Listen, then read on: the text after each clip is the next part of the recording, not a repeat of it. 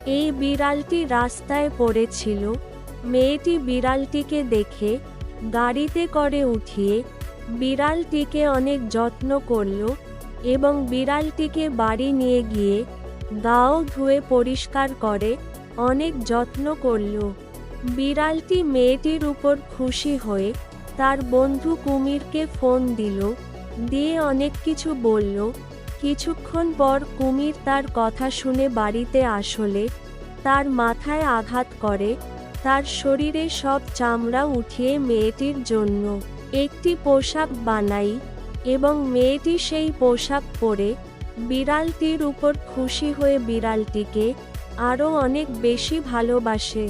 একদিন একটি বাঘের বাচ্চা খেলতে গিয়ে শিকারীর তীরে আহত হলো। ব্যথায় কাতরাতে লাগলো সে। মা বাঘ ছুটে গিয়ে জঙ্গলের ডাক্তারকে ডেকে আনলো।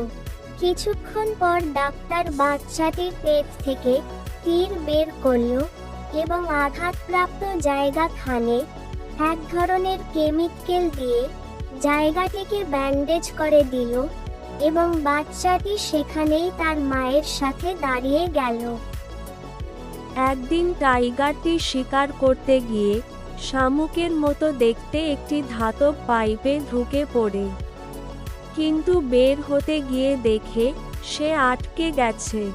গর্জন করতে থাকে। আশপাশের লোকেরা এসে পাইপ কাটার চেষ্টা করল এবং কাটার দিয়ে কেটে টাইগারটিকে বের করার চেষ্টা করল এবং কোনোভাবে কাজ হলো না।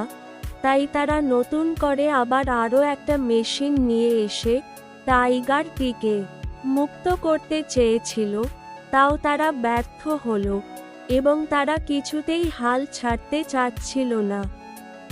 যে করেই হোক টাইগারটিকে বাঁচাতে হবে এবং তারা কাজ চালিয়ে যায়।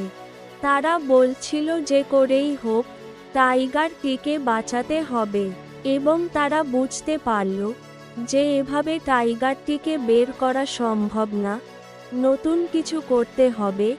এবং তারা কিছুক্ষণ পর ট্রেনের মাধ্যমে পাইপটিকে উঠানোর চেষ্টা করল এবং তারা সেটি তো ব্যর্থ হলো এবং তারা নতুন করে তাদের হেলিকপ্টারে করে উঠানোর চেষ্টা করল এবং সেটিতে তারা সফল হলো।